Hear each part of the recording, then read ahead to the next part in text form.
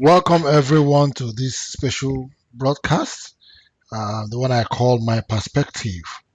I'm Obidi Mark, of course. I'm a regular anchor on this program, but this one is a brand new program I call My Perspective. Right? It's a program that I want to use to push out my views on some topical issues and equally engage you, the viewer, in discussions. So the comment section is open on Facebook and on YouTube. You can drop your comments there. If you want to participate in the program, if you have a video connection to your phone or your laptop, you can message me on the comment section and then I'll bring you up on the WhatsApp and send you the link. Just send me your WhatsApp number in the comment section and I'll send you the link to join the program. But you must have a good connection, good network, and you must be in a very bright and lightened up place with good network so that you can be able to, I mean, flow well in the discussion. Right. So today I just want to look at some burning issues as we march down to the day of reckoning, as some would say. Reckoning in the sense that the day Nigerians have actually mapped out to demonstrate against bad governance in Nigeria.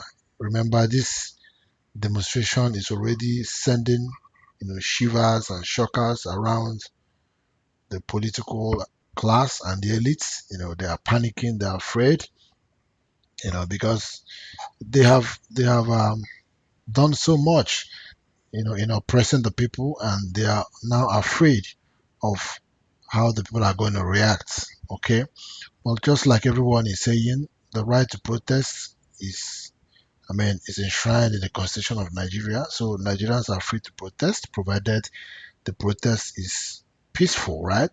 And over time, we've seen what leads to protest turning violence. Most times, governments will always, hire thugs. They will bring their thugs, to come and attack the protesters. And the cost of doing that, the protesters definitely, are going to respond, or there's going to be reprisal from the protesters, and it becomes violent. And of course, that's when the government will now cash in to that to deploy, force and then be able to, scatter the protest. But we don't expect that to happen now. Tinubu, like everybody has said, was a protester. He should know the importance of protest, what it means. And he should know that protesters should be allowed to freely express themselves. From all indications, there is no sign that this protest is going to be violent. No, Nigerians, I like the way the youths, those who are interested in this protest, are going about it. They are showing maturity, they are showing um, good understanding of what they actually want to do. So, yeah, the government has no option than to allow these guys, allow Nigerians, the oppressed Nigerians, the oppressed market women, the oppressed men of Nigeria, the oppressed children of Nigeria, to use this protest to vent out their frustrations and disappointments with the government so that the government can, I mean, begin to amend its ways. Okay, so the caption of this program, I called it the maximum Shishi of Kenneth Okonkwo. And so many people are going to be confused about what this maximum Shishi is all about. But I think for those who were part of student unionism, they will understand what we mean by the language shishi when we say maximum shishi. So if you were an activist, maybe during your days in the university or even presently, I don't know what is obtainable now within the ranks of students movement and unionism. I know they are now like bourgeois. It wasn't like that in my own time. At my own time, we are all comrades, brothers in struggle. We are fighting against, the political principalities and the, management oppressions. But today, I see SUG presidents going with escorts, government provided escorts, having several aides, PAs, SAs, even DSS now accompanies student leaders. Yeah, what an irony. So at my own time, it wasn't like that. So we had this language we called maximum shishi. And this maximum shishi was like a kind of self correction um, process, right? Yeah, if I will use that language, self correction process or self correction action, because we at that time as student leaders we saw ourselves as reformists. We saw ourselves as comrades in struggle. We saw ourselves as puritans, people who are cleansing the system, who are making things go right. So we are like examples to others. So but within our ranks at that time, within our folds, if we discover bad eggs, you know amongst us, some of us who go against those principles that we held strongly onto, what we did was we had our own internal mechanism of disciplining them, calling them to order, reprimanding them, correcting them. So, and that process we called it maximum shishi, right? So at that time, if you're a comrade and you err, we will deploy. I mean, we'll give you the treatment of maximum shishi. To rebuke you or to correct you, and then or to cleanse you, and then you you continue with us, or you fall out if you have so been morally debased that you can't flow with us again. You have to leave the struggle. But if you continue with the struggle, you have to cleanse yourself through the process of the maximum shishi. So at that time, so if once students tell you that, look, we'll give you maximum shisho, you know that something is not right with what you're doing, and you retrace your steps and begin to do things rightly. So that brings me to the issue of Kenneth Okonkwo, who has just resigned his membership of the Labour Party and has parted ways politically with Mr. Peter Obi. And today, I've been reading commentaries, I've been seeing posts, people have been vilifying Kenneth Okonkwo, people have been demonizing him, people have been calling him all sorts of names. I saw a post, some people called him saboteur, some people called him a hypocrite, a lot. They've been calling him so many things. But in all this, I've been looking out to see who has addressed the issues that were raised by Kenneth Okonkwo. And I haven't seen anybody who has been able to address the very cogent, germane, you know, issues that were raised by Kenneth Okonkwo. One problem we have in Nigeria or in Africa, I may say, one problem we have is this syndrome of blind followership. Blind followership is worse than bad leadership. We find it difficult to ask questions to people we follow. We see them as gods. We see them as how will I put it? I wouldn't know the best language to use to qualify it, but we see it as a sacrilege to ask questions to leaders, our so-called leaders. So we do this blind followership. You follow the leader, whether he does right or wrong. You keep applauding for him, clapping for him, following him until eventually maybe he ends. You end up in a very unfortunate situation. So I took time to go through Kenneth Okonkwo's um, reasons why he resigned from the Labour Party and why he's parting ways with Mr. Peter Obi. And some of those things did not come to me as a surprise because I've been following this issue for a while. I personally even feel more disturbed than Kenneth Okonkwo, concerning some of the ways that Peter Obi handles issues. Let me tell you, I am a lover of Peter Obi. I love him. I believe in him, but I don't do blind followership. If I'm following you and there are areas I feel you don't measure up or you err, I should be proud enough. I should be bold enough to, I mean, point them out to you and tell you, look, this you're not getting this right. You're not getting this right. Okay, that is what leadership and followership entails. You must be able to tell your leader when it's not getting it right.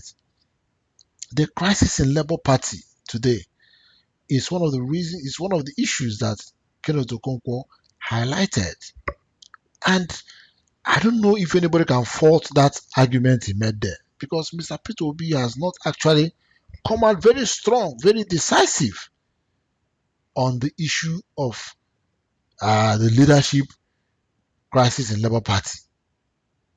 Mr. Julius Abure has been accused severally of forgery, and there are very glaring evidences of some of these issues, very convincing ones, right?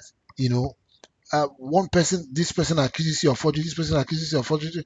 Up to 4, 5, 6 people are accusing you of forgery. It cannot, and these things did not come at the same time, so they cannot just be, unfounded allegations. There must be substance somewhere, and the right thing for Abure to have done is to step aside of the leadership of Labour Party. And everybody expected Mr. Peter Obi. Yeah, when this thing started, he called for forensic audit of the account of Labour Party. But since then, he has not said anything about it again. There is no action towards it. I know he does not control the machinery of the party, but let me tell you, he is the reason why Labour Party is what it is today. If Peter Obi stands strongly and willfully and says, look, this thing has to be done rightly in Labour Party, I'm telling you, it has to happen.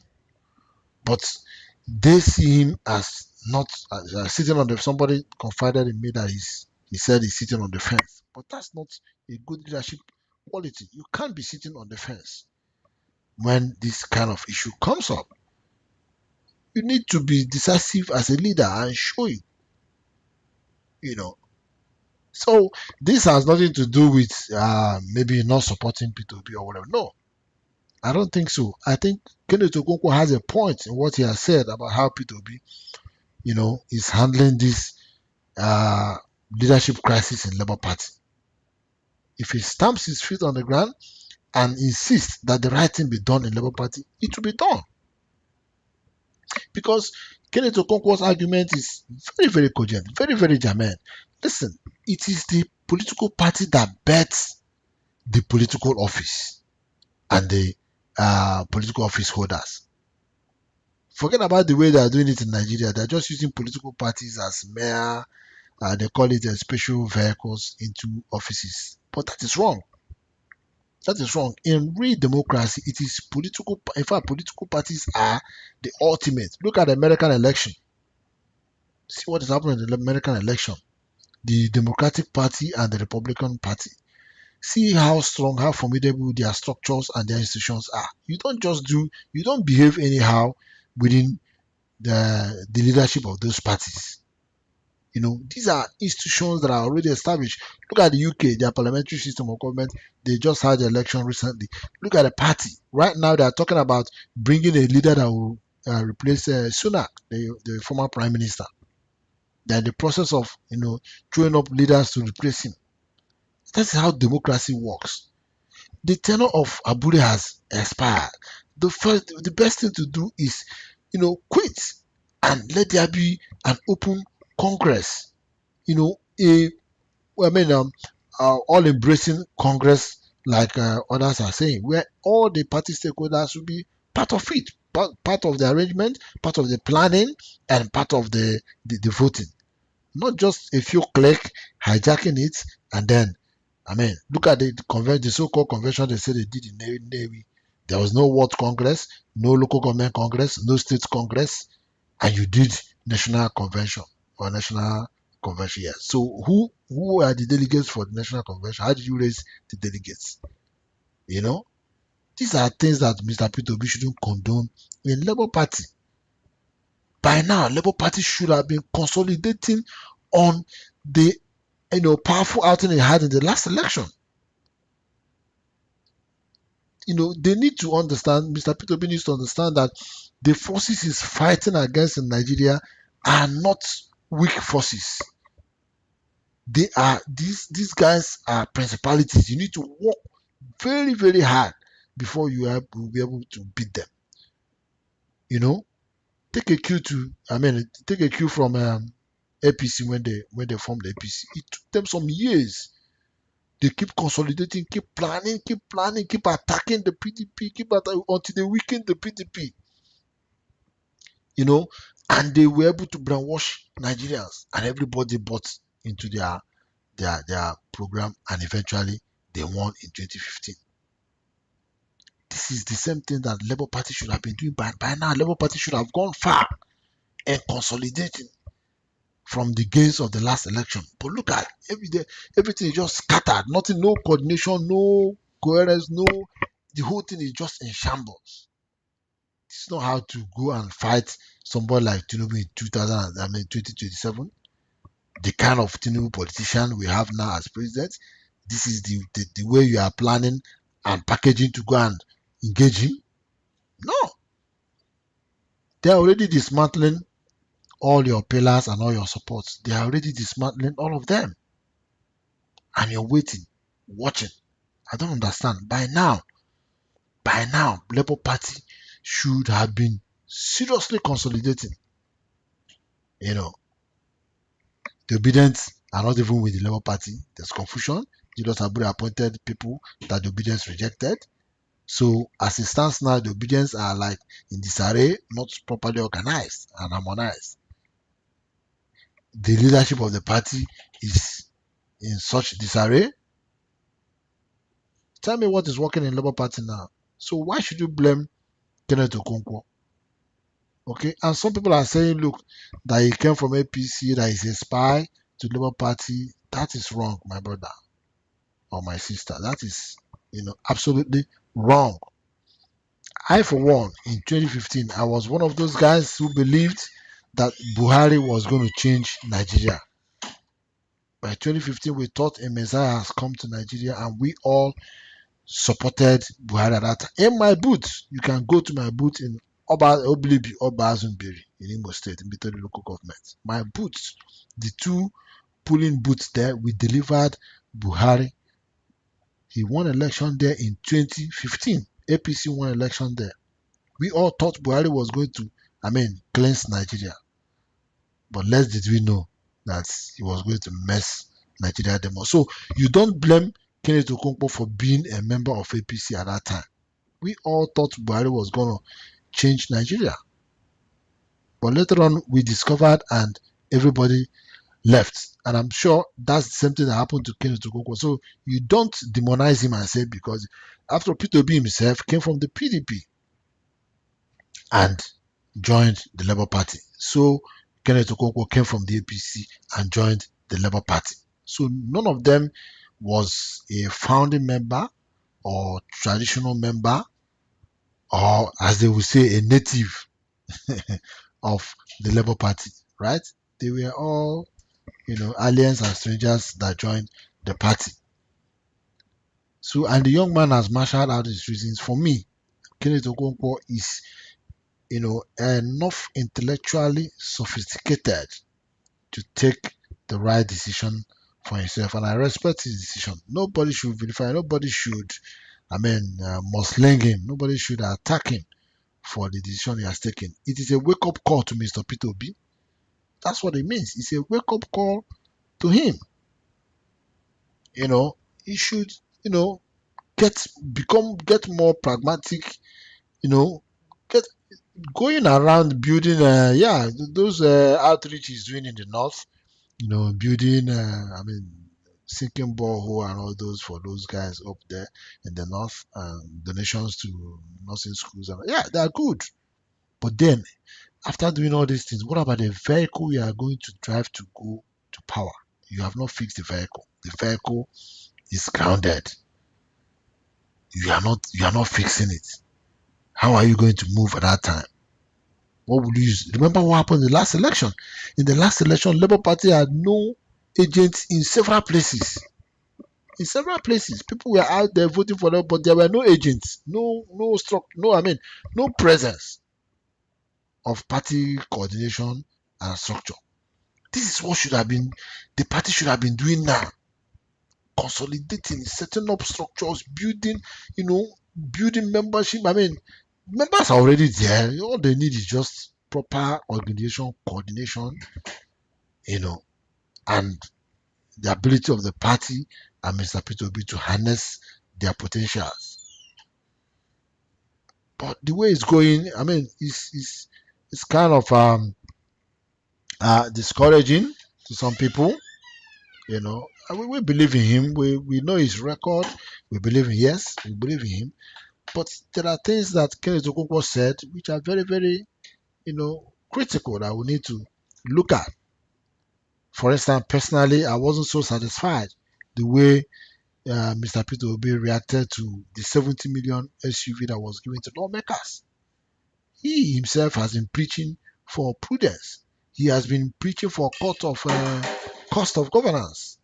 He has been preaching that. But when these guys were giving these vehicles, you know, yeah, initially when it was a general issue, he joined Nigerians in raising concern about it.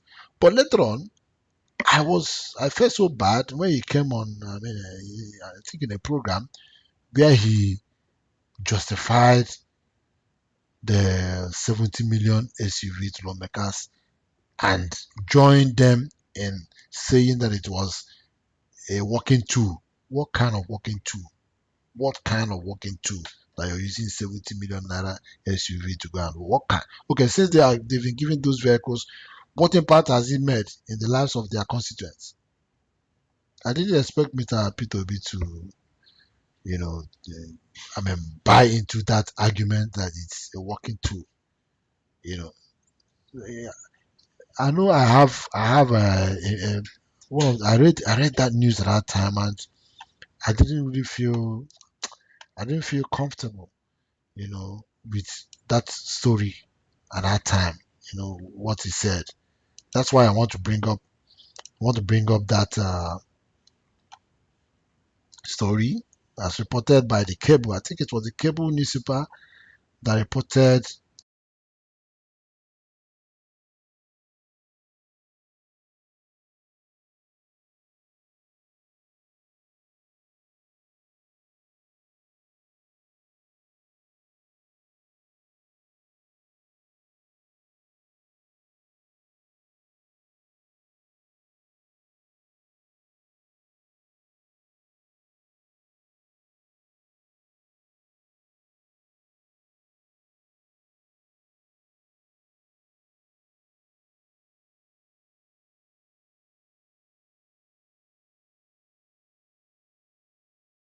tell our leaders the truth about issues, and I think that's what the man did. We are in the era of protest, so he made his own protest. Okay, for me, I see it as protest. He has done his own protest to Mr. Peter Obi and stakeholders in Labour Party. So the ball is now in their courts, either to get it right or waste another effort towards 2027. Because with the way Labour Party and Mr. Peter Obi is going now, I'm not convinced that they are mustering the kind of force that's needed to, beat these guys in 2027. Not like this. Not like this. Shakespeare, I think in Macbeth, yeah, he said something about everybody should have ambition. Every man should have ambition. And then in Julius Caesar, he said ambition should be made of standard stuff. I believe ambition should be made of standard stuff. Okay, so that's about Kenneth Okonkwo. So please, if you're part of those people who are vilifying this young man, condemning him, no, I don't think so. I think Kenneth Okonkwo is a man of principle, and what he has done is not everybody that can do it. Let me tell you. You can you can say what you like, you can do what say what you like about it, but what Kenneth Okonkwo has done is not everybody that can have the guts. It's very few people can have the guts to do what he has done. You know, to follow his conscience, and tell and speak, speak truth to power. That's what he did. He spoke truth to power, to his boss. So for me, I give him kudos for that. Honestly, I give him an applause. I give him kudos for that. Yeah. Okay, so we'll go over to the issue of the protest, which is still raging and which is still the talk of the day. And my message is to the police. My message is to the police, the security agencies, all of them. And I want to ask them one single question that every Nigerian is asking them. Are they not, are they not touched? Are they not touched by the situation of things in Nigeria? These policemen, these soldiers who are going to be used to go and attack protesters. Are you buying from a different market? Do you have a special salary? Don't you have kids? Do you have special schools where your kids are schooling that they have better treatments than others? What is so special that you are enjoying from the government that will give you the impetus, that will give you the encouragement to go and attack people who are protesting for your own benefit? These things that these guys are protesting for today, when if it's actualized and Nigeria becomes better, you are going to enjoy from it. Your children are going to enjoy from it. Your relations are going to enjoy from it. So why don't you use your head? Why don't you use your brain and say, no, I'm not gonna, obey these orders. I'm not gonna shoot the protesters. I'm not going to, attack them. I would rather protect them.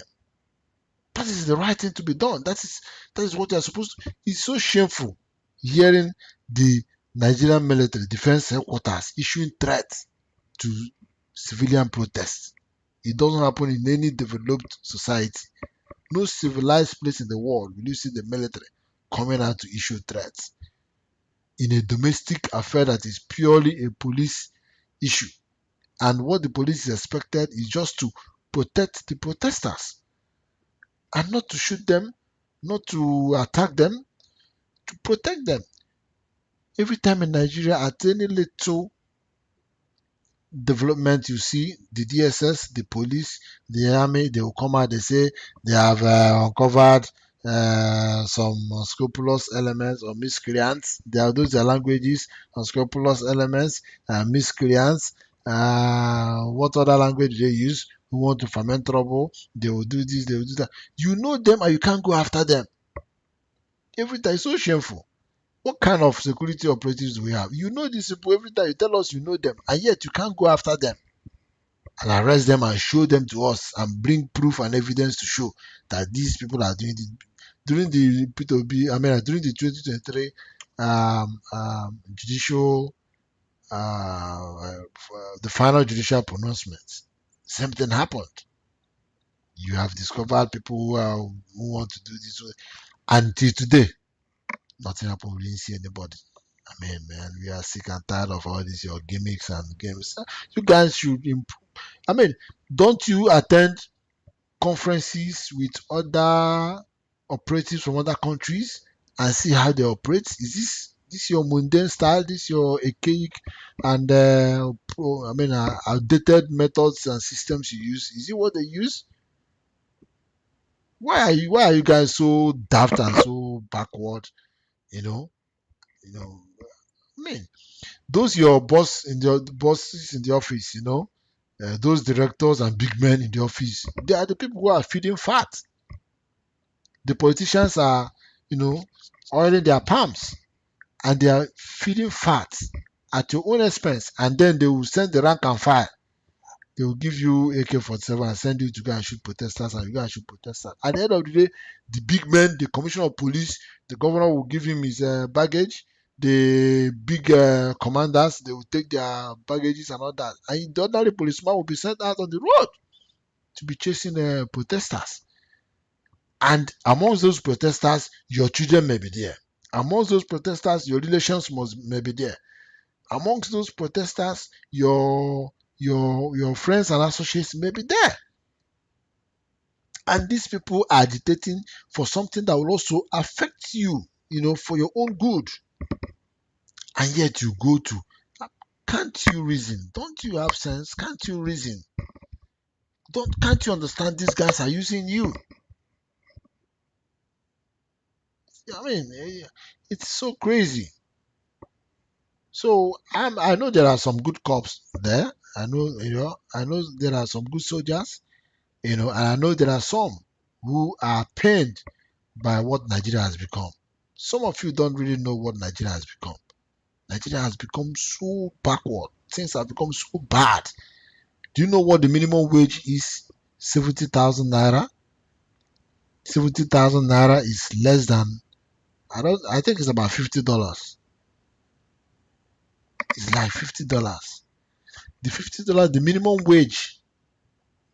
wage in BC in Canada here, the minimum wage in BC in Canada is about $17.50. That is what you earn for an hour, the least amount.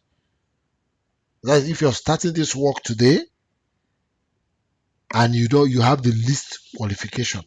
That's the least amount. Some companies hire you and they are paying you already 20 something dollars for an hour. So in a day, you might make, in a day, if you work for 8 hours in a day, assuming you're paid $20 and you work for 8 hours in a day, you're making like $160 in a day. Then $100, if you're going by Canadian dollars, $100 is about 100 and a thousand and yeah. How did they do it again? 1,015, 1,035 or something. Yeah, one. I don't even know the exchange rate again.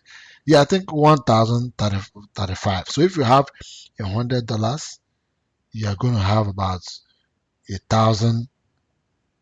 You're going to have over 1,000. 100,000, 115, 115,000 naira. If it doesn't come beyond that, yeah, you're going to be having like 115,000 naira for $100. So for 8 hours that you work, you're going to be having close to 200,000 naira. So then multiply it in a month, what you earn. So what you earn in a day is bigger than what a Nigerian earns in 1 month. For 30 days, what somebody earns here in 8 hours is far higher than what you earn in all of 30 days. Can't you see it's crazy? Have you seen this the state of schools, public schools in Nigeria, the comatose state of public schools in Nigeria? And all these guys, none of them have their kids in those schools.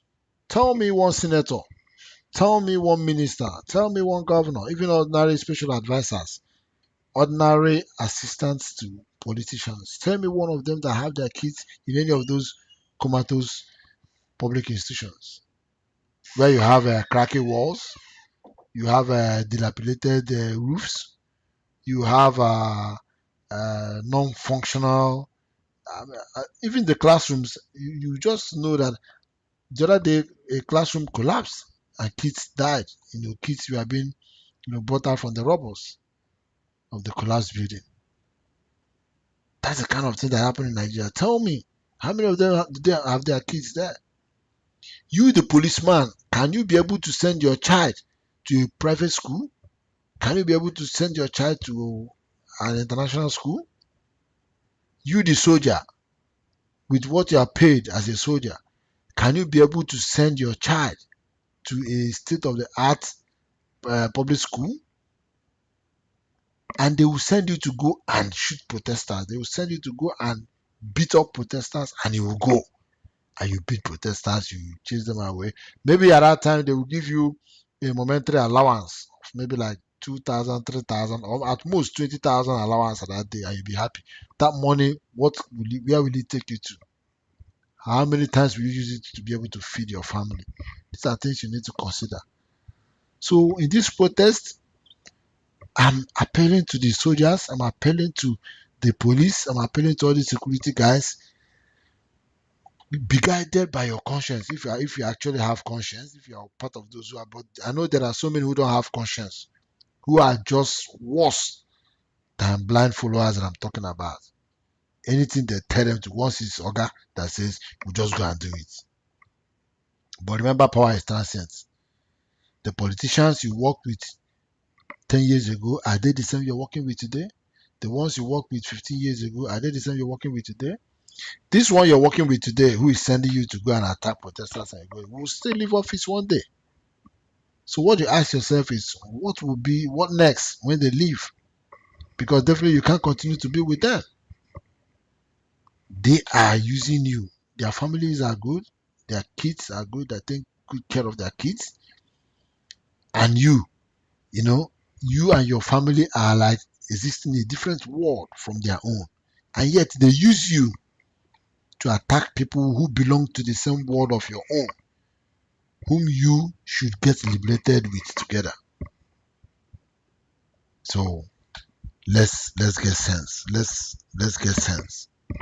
Okay? Let's get sense. Now another thing I want to talk about is the UBA Bank.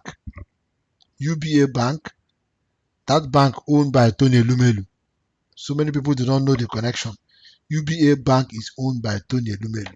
Forget about all this change of nomenclature. This UBA Bank is owned by Tony Elumelu. And Tony Elumelu is Tinubu's paddy. Remember, after the election, he was one of the first people that Tinubu visited. And what did he call Tinubu? The last man standing. I don't know if you guys have, I can't lay my hands on that video now, but the video went viral. So Tony Elumelu is part and parcel of Tinubu. Check out all the economic teams that Tinubu is setting. Tony Elumelu is always there. And they keep confusing us. Keep telling us they are doing a leadership coaching. All these things. I ask people, what impact has it done? What import does it have in the economy? How has it transformed the lives of people? All these are these are things they are using to steal money and siphon, money and keep deceiving people. You are coaching leaders in Africa. Tell me, if I use my community as for example, at least the whole of Mbiri. Okay, let me say Mbitoli. Tell me one person that Tony Lumelu's foundation has trained through their foundation, their coaching, who is now what particular thing that person is doing, and how that person has progressed with it in life, how he has been able to use it to build a family, to live a good life, earn money. These are all shams. These are just short-term things they do to retire funds. They put it in the media, hype it, and the media will, applaud them, give them accolades, and people will clap for them, and those things don't make any impact. Now, UBA Bank freeze the accounts of Take Back Nigeria NGO, which is one of the groups that are planning and organizing this protest.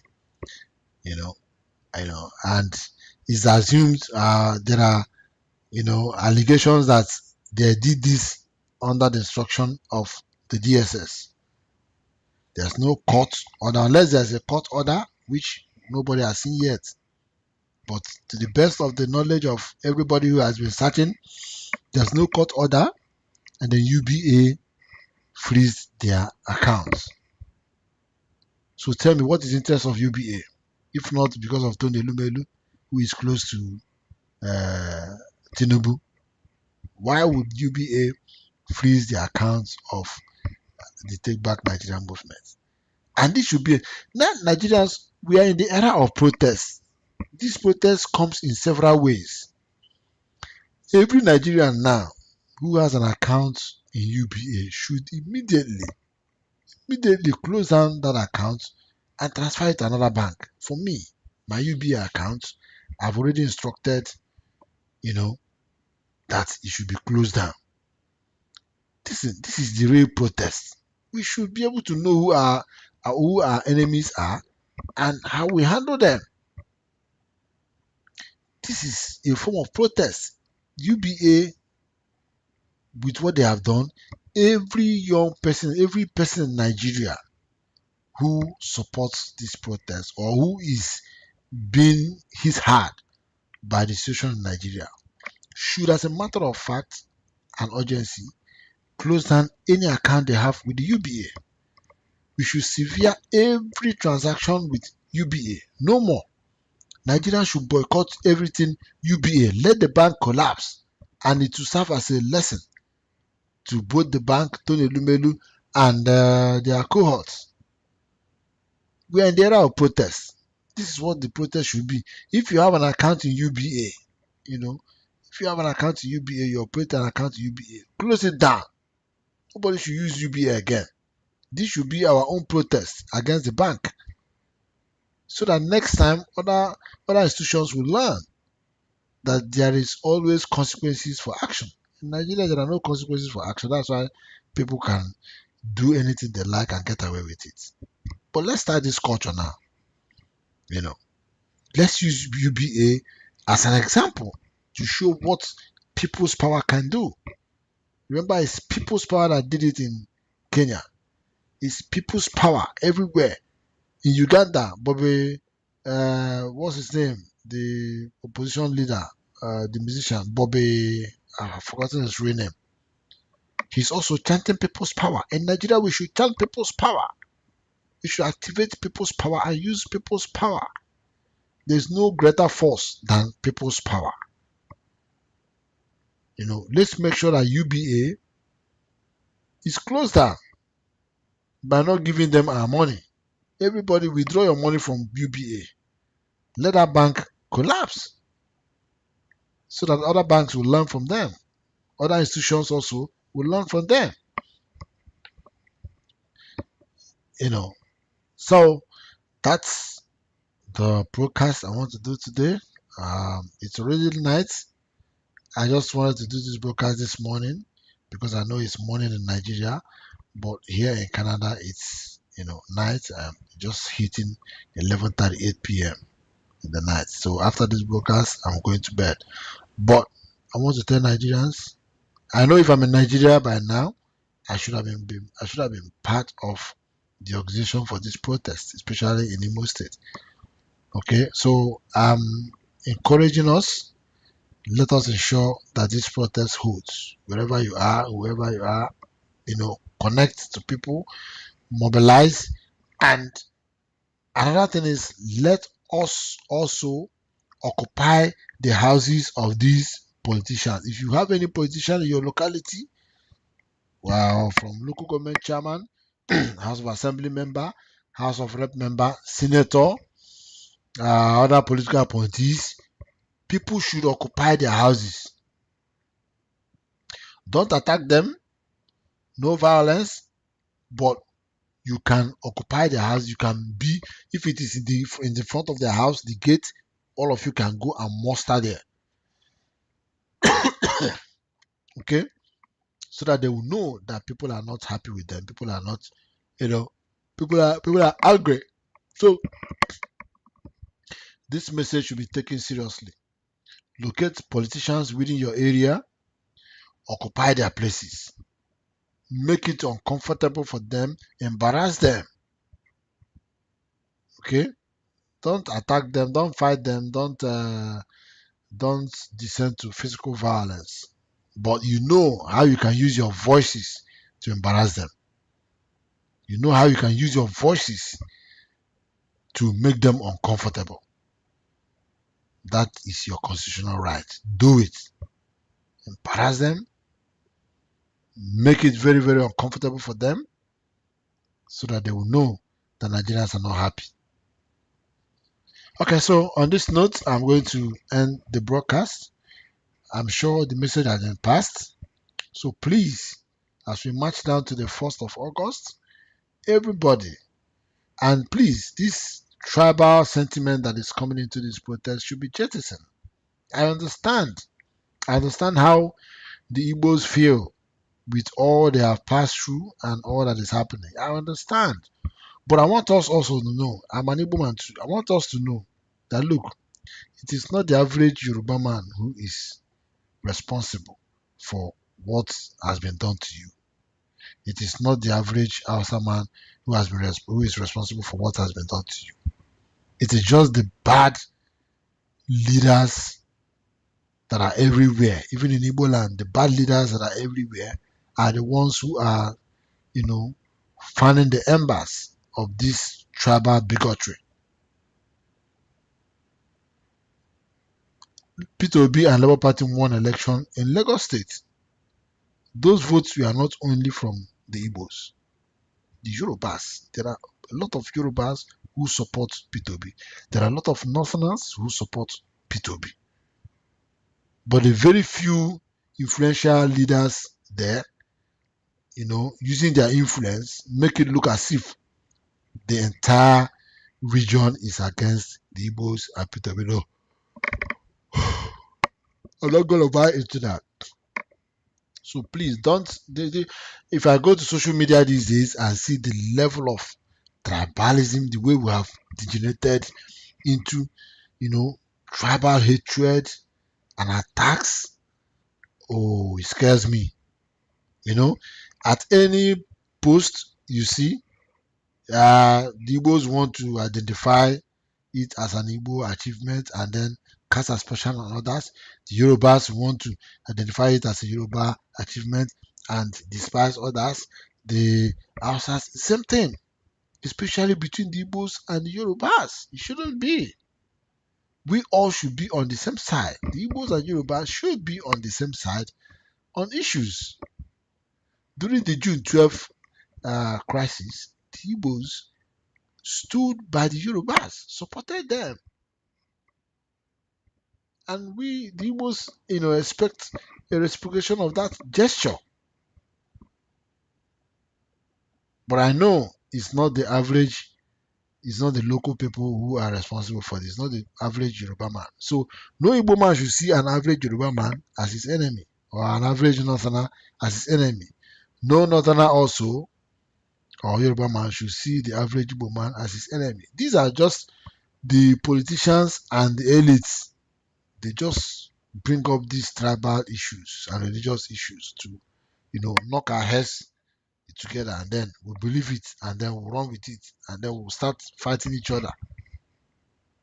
So please, let's get sense. Let's have sense and avoid, show these guys that they can't just be using us like that. And another thing is the issue of Big Brother Naija. There is another thing they're going to use to distract Nigerians now. They have brought Big Brother Naija. Nigerians should know, especially the young people should know. You are hungry. You are unemployed. Nothing is working in the country, and they're bringing Big Brother Naija for you. Anyway, I don't know where you're going to get the fuel, or where you're going to get the whatever to watch the Big Brother Naija. Ordinarily such things, should be kept at the back seat for now, until the country is fixed and things are moving well. Before there should be a scale of preference in doing things. For now, it is when you have fed well, clothed well, earn well, that you can now begin to watch such programs that don't even make sense in the real sense of it. So I'm going to start my broadcast here. I want to thank you all. I believe that these little things I've said can make sense to one or two persons. I'm just trying to make my own contribution to what the situation is, and hoping that things will get better for all of us as we move ahead. Thank you and God bless. I'll see you in my next show, and then we can talk more. I'm Obidi Marco, your anchorman here all the time, and I say good morning and have a good working day as you step out there today. And remember, you have to take back Nigeria because Nigeria belongs to you. Okay? Don't chicken out. Okay? So I'm gonna leave you now until I see you when I see you.